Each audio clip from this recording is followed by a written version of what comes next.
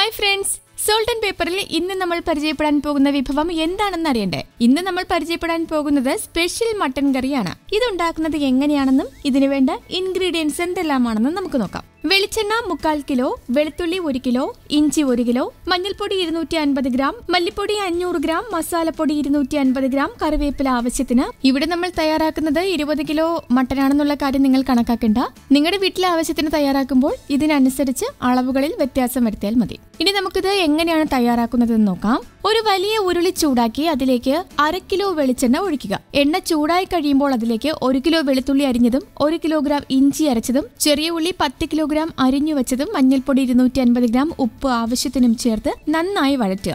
വഴണ്ടു വരുമ്പോൾ അതിലേക്ക് കഴുകി വൃത്തിയാക്കി വെച്ചിരിക്കുന്ന 20 കിലോ മട്ടനും ആവശ്യത്തിന് വെള്ളവും ചേർത്ത് മൂടി വെച്ച് 1 മണിക്കൂർ വേവിക്കണം. 1 മണിക്കൂറിന് ശേഷം മൂടി മാറ്റി അതിലേക്ക് 1/2 കിലോ മല്ലിപ്പൊടിയും 250 ഗ്രാം മസാലപ്പൊടിയും ആവശ്യത്തിന് കറിവേപ്പിലയും ചേർത്ത് നന്നായി ഇളക്കുക. അതിനുശേഷം നമുക്ക് ഇതിലേക്ക് 750 ഗ്രാം മുളക് പൊടിയും ബാക്കിയിരിക്കുന്ന 250 ഗ്രാം വെളിച്ചെണ്ണയും ചേർത്ത് ഇളക്കിയ ശേഷം സ്റ്റൗ ഓഫ് ചെയ്യാം. ഇപ്പോൾ സ്വാദിഷ്ടമായ സ്പെഷ്യൽ മട്ടൻ കറി റെഡി ആയിട്ടുണ്ട്. കൂടുതൽ രുചികരമായ വിഭവങ്ങൾക്കായി ഈ ചാനൽ ഉടൻ തന്നെ സബ്സ്ക്രൈബ് ചെയ്യും.